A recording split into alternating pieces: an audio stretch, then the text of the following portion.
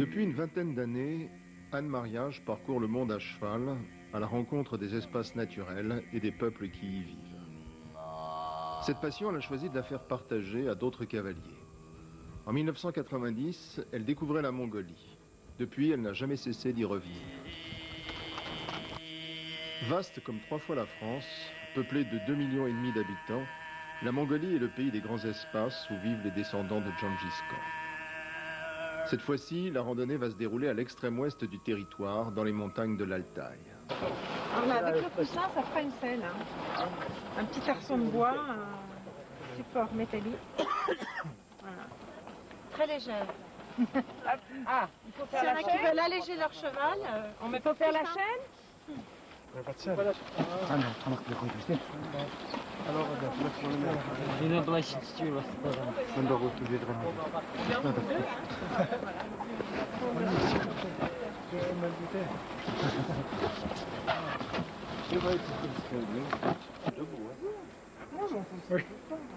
Alors, ça te va cette selle?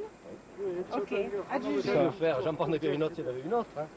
Ouais, il y en a plein d'autres. Hein. Elles sont toutes les mêmes.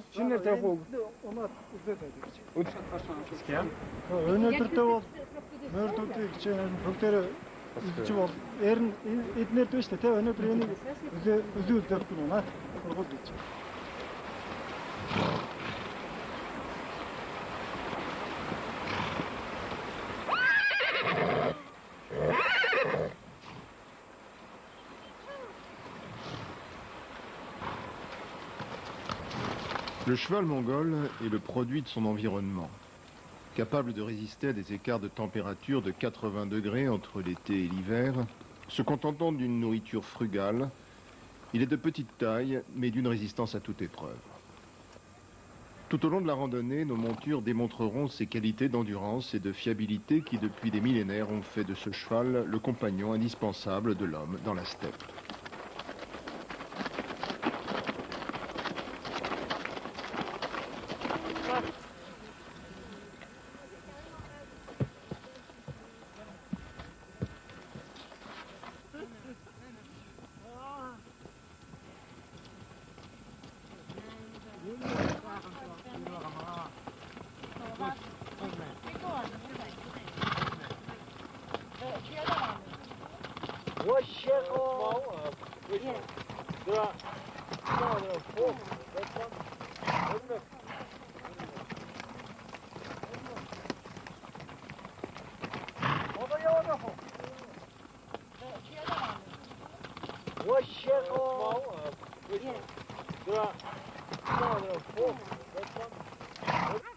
La majorité des habitants de l'Altaï sont des Kazakhs.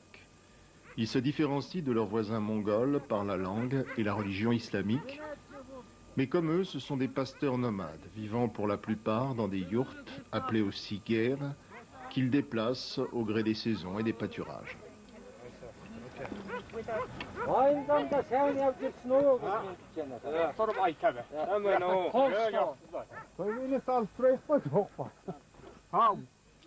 Ah, c'est fijn.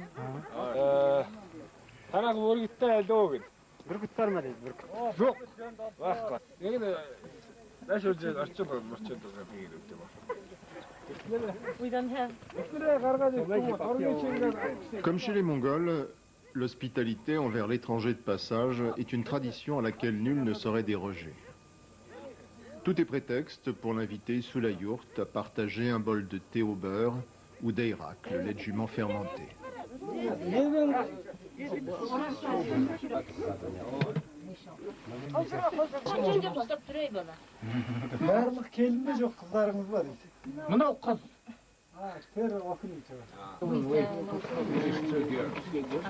Donc ce sont leurs enfants qui vivent dans les guerres voisines.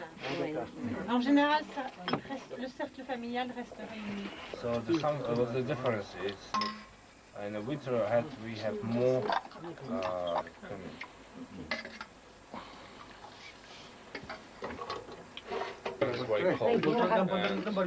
they have to Tell her she's very nice with her traditional. Мына үйден ішін былайын да әсемдеп аяғы қойғаны ғой өзінің. енді мұнша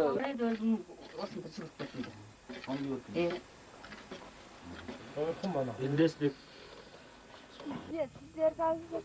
Les Kazakhs ont perpétué la tradition de la fauconnerie qui est probablement née dans cette région d'Asie centrale il y a plusieurs milliers d'années. Pour la chasse au vol, ils privilégient l'aigle royal, en général des femelles pesant jusqu'à 10 kilos.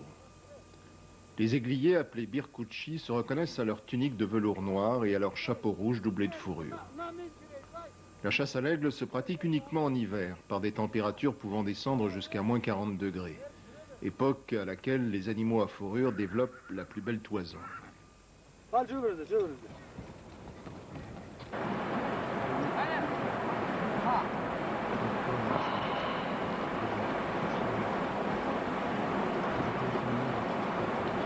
Sen de git diye birisi koş. Yetti değil mi? Tamam da.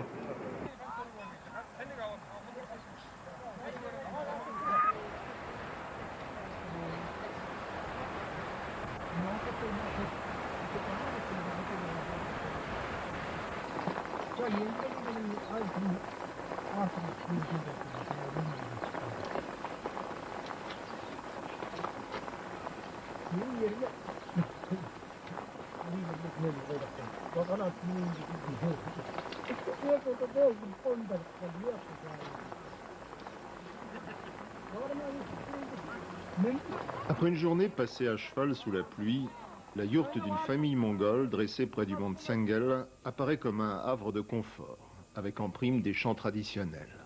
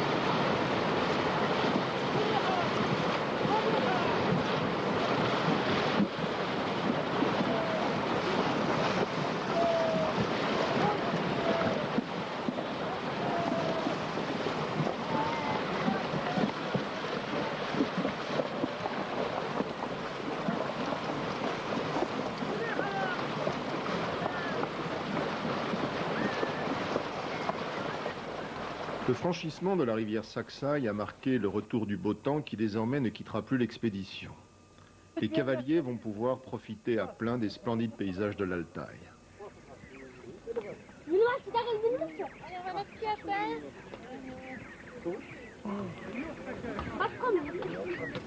Anadar beni niye erkek? Anadar beni erkek. Ya beni erkek anadar beni. Vay da diyor böyle.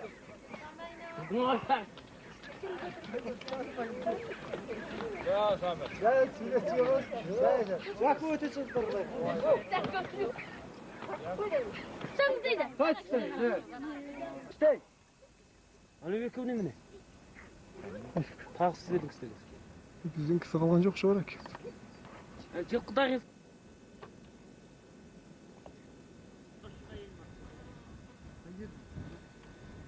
Burada sıkmasa çözümü var. Kartı karası. Çok şöyle başlıyor. Özde 83'te olmasa Kazakistan'da da. Les rives du lac Dayan, environnées de montagnes enneigées, accueillent un décampement.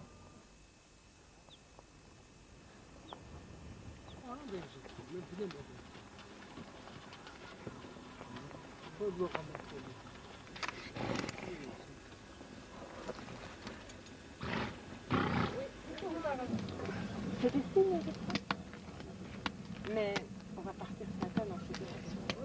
Et on va traverser des montagnes enneigées.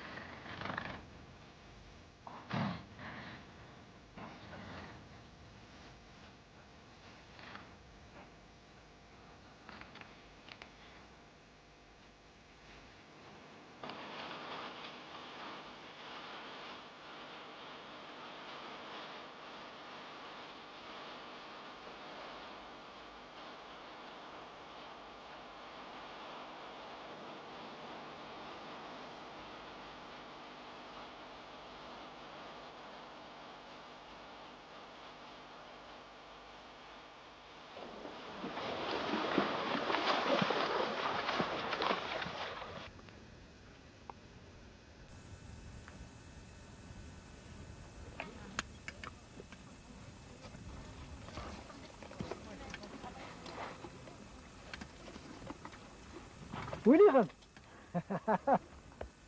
Voilà, on va faire l'offrande de Lobo au dieu de la montagne. That's wrong. That's wrong.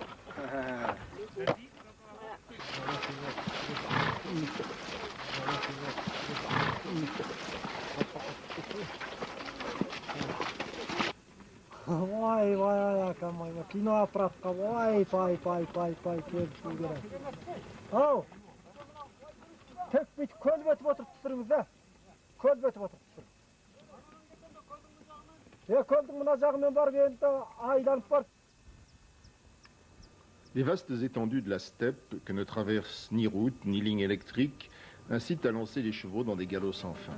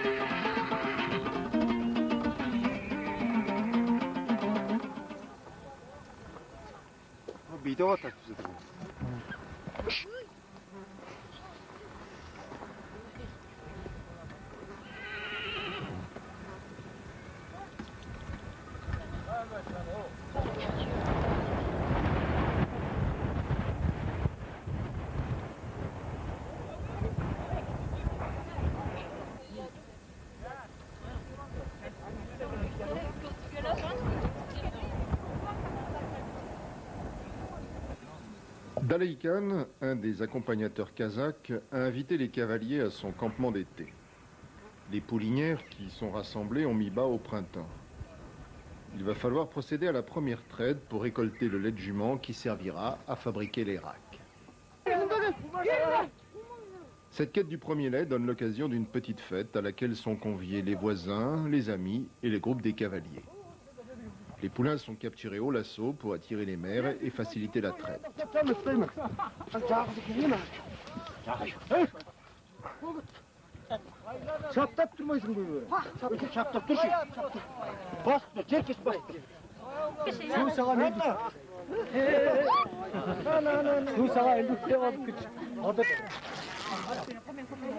Chaque poulain va bénéficier également d'une marraine, choisie cette fois parmi les cavalières.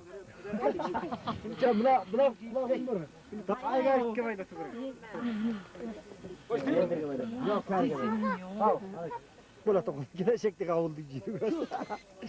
Еттің ба. Мен де бақ өтіп келіп нарға.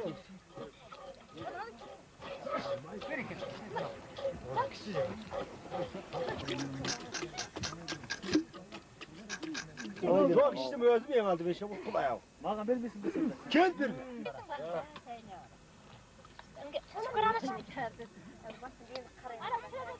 Comme dans beaucoup de sociétés traditionnelles, un repas de fête commence par une prière. Le plus ancien de l'Aïl remercie Allah pour ses bienfaits. Yerimdi qorga, tuğumdu qorga, yelimdi qorga, ya Rabbig Allah jarın qaybar. Varıldık versin. Yaslarımıza kumurmenен yas versin, özümüzge tepkilik versin. Bir rahmet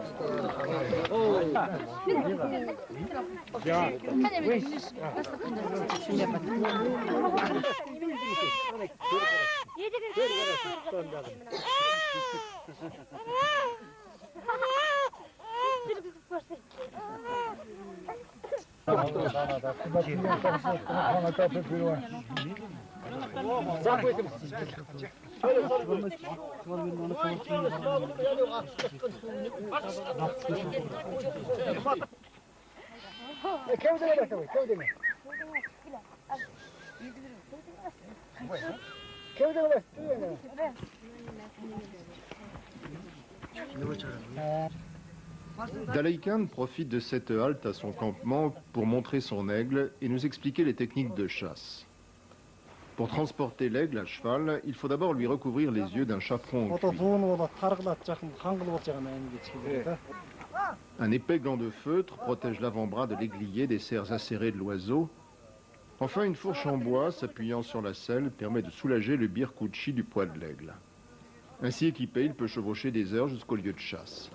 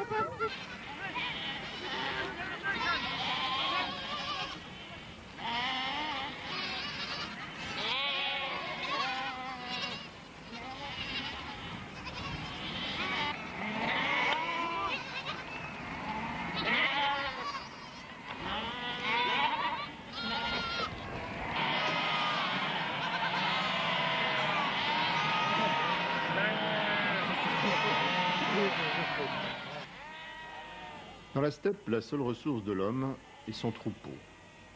Les rigueurs du climat mongol nécessitent une forte consommation de protéines. Les préférences des nomades vont vers le fromage et tous les laitages qu'ils appellent les produits blancs, ceux que l'on offre aussi aux visiteurs. La façon de barater le lait dans des outres en peau de mouton n'a pas changé depuis l'époque de Gengis Khan.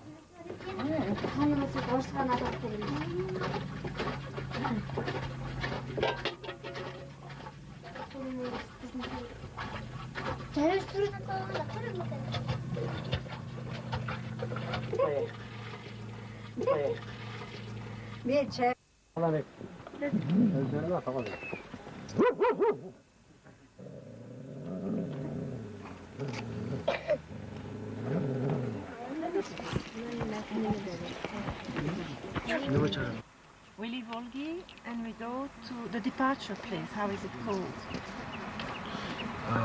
Departure. Departure is the first days. So the Bayanhangas place. Anne vérifie avec Harry, notre accompagnateur-interprète mongol, l'itinéraire de la journée. Une longue route attend hommes et chevaux. Elle doit franchir un col à plus de 3000 mètres et passer quelques kilomètres seulement de la frontière chinoise. Bonjour.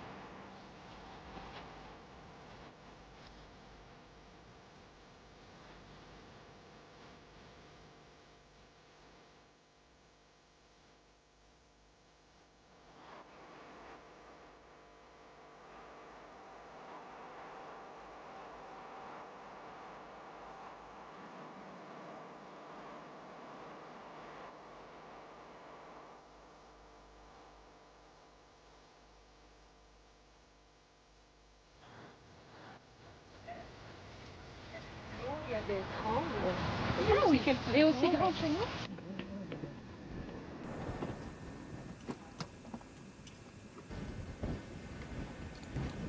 Vous savez qu'on est déjà à 3000 mètres là. Hein. Ce col, ce sera le col le plus haut de la randonnée. Combien? Ah, on saura quand on y sera. Personnellement, Ah.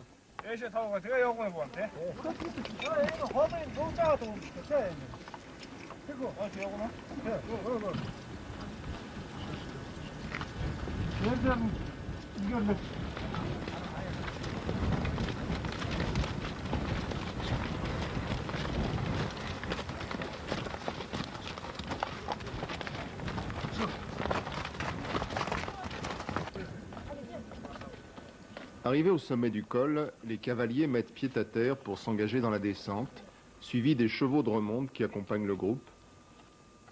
Sur une pente à 40%, ces petits chevaux des steppes font preuve de la même aisance que pour traverser une rivière en crue. Leur calme, leur sûreté de pied en font des compagnons idéaux de randonnée sur un terrain aussi varié.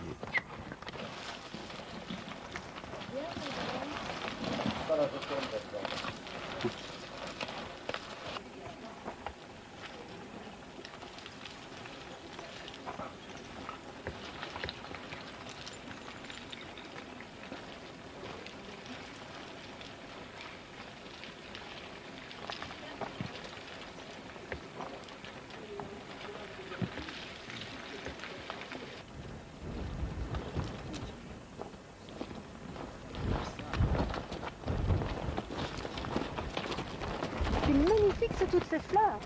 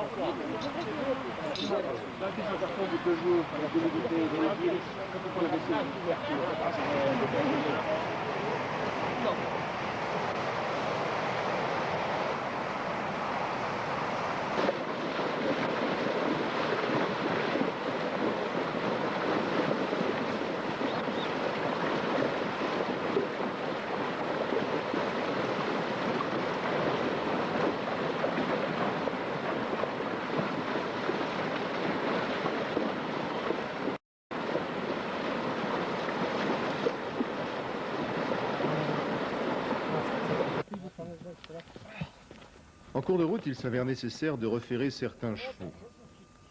La méthode de ferrage kazakh apparaît surprenante pour un cavalier occidental. Malgré son caractère rustique, elle se révèle finalement efficace et ne semble pas traumatiser l'animal.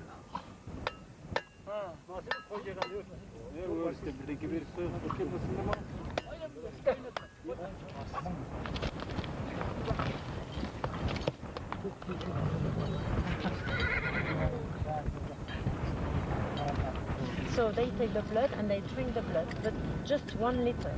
And then they close.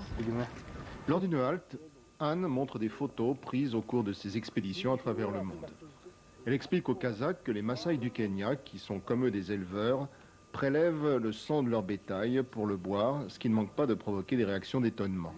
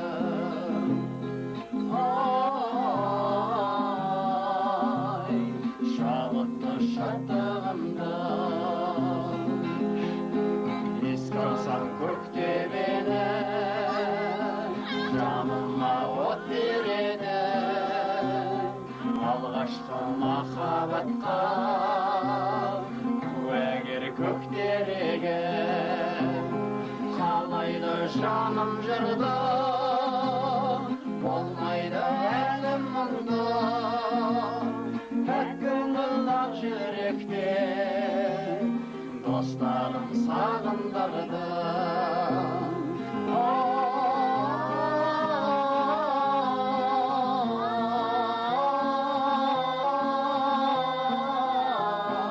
Basmedi bağrımdan.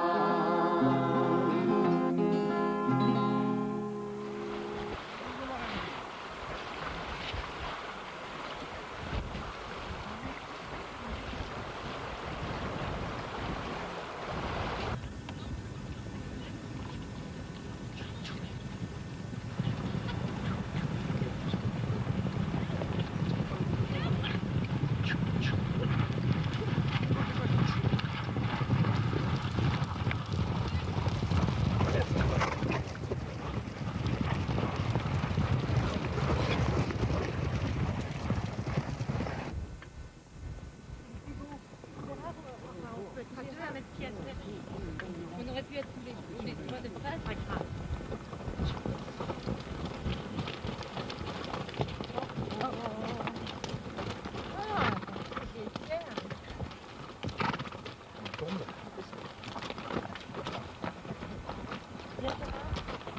Regarde là. On voit les yeux, le nez. Marrant, hein. Ça doit être une très très vieille tombe hein, d'avant Gengis Khan, certainement.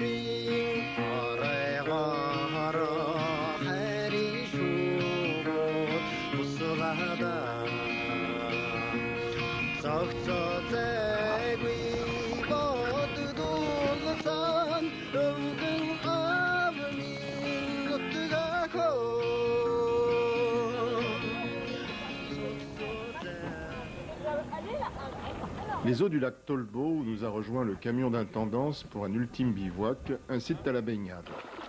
Gérard, qui pratique couramment l'exercice en Nouvelle-Calédonie avec ses propres chevaux, arrive vite à convaincre sa monture de le suivre dans le lac.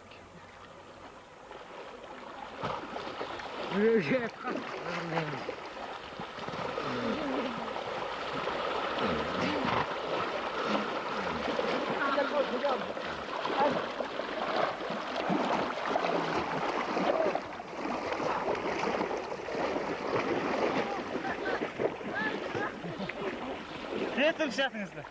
Artık zaman ne oluyor? Burayla.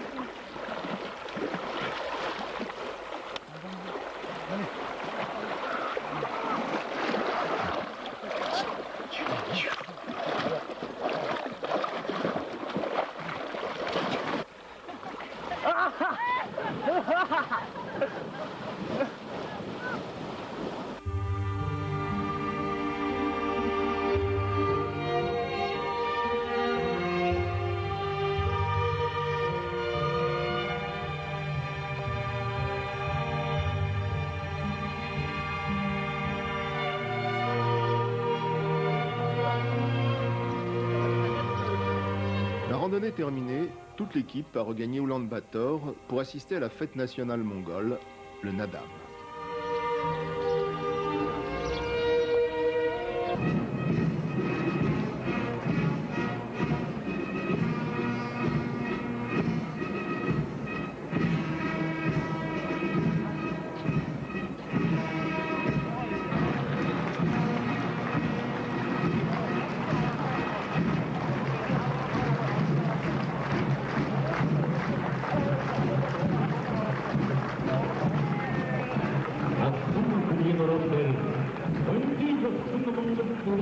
De tous les coins de la Mongolie, participants et spectateurs sont venus célébrer les Jeux de la Steppe qui plongent leurs racines dans un passé à la fois glorieux et lointain. Ainsi, le Nadam donne-t-il l'occasion de concourir dans les sports virils associés jadis à la guerre, comme la lutte mongole ou le tir à l'arc.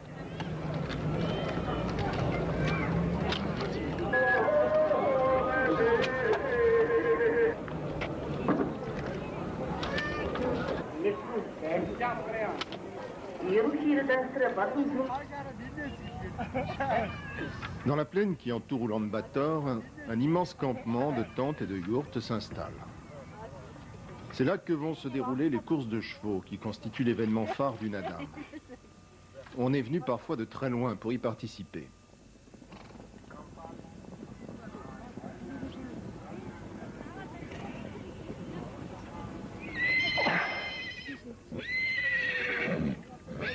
La particularité de ces courses, c'est d'être réservée à des enfants de 6 à 12 ans qui vont défendre l'honneur de la famille, du village ou de la tribu.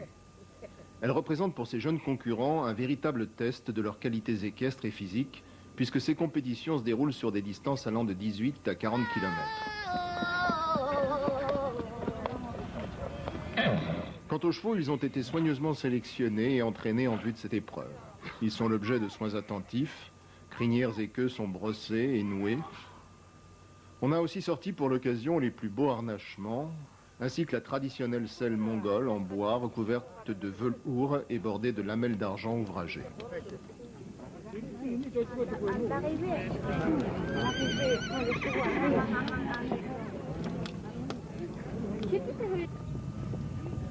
Cette petite cavalière de 9 ans va participer avec son poulain de 2 ans à la course des 18 km réservée aux plus jeunes chevaux.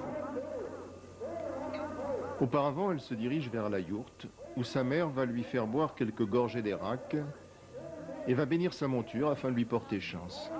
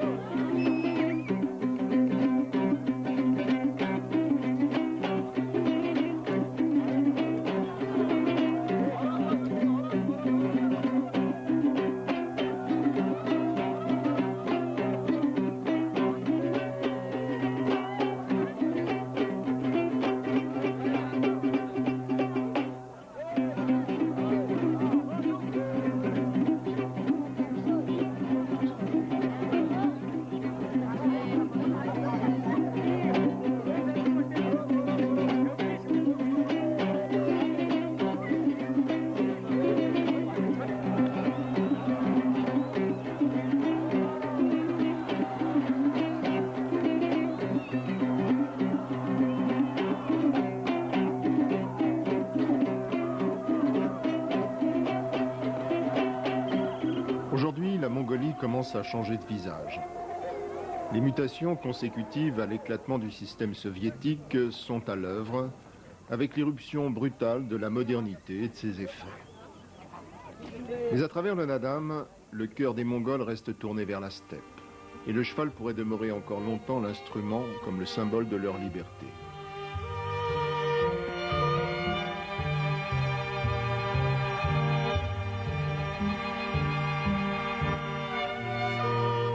Une liberté et des espaces que des cavaliers venus d'ailleurs ont partagé un instant, comme on partage un bol d'Hérac le soir dans les immensités de l'Altaï.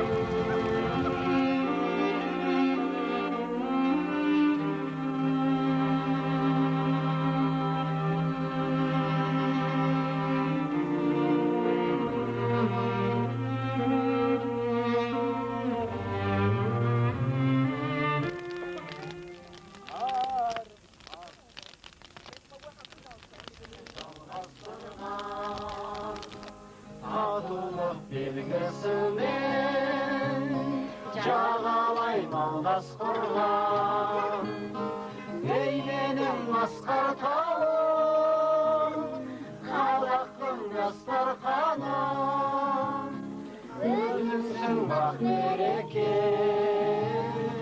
ақтайлар бастауларың күлкі бар құйындаған сезім бар құйылмаған жайылған дастархан ой сарыарқа жиылмаған балық сүт туған айым наурызым айналайын өзіңсің бақ береке қуаныш туған күнім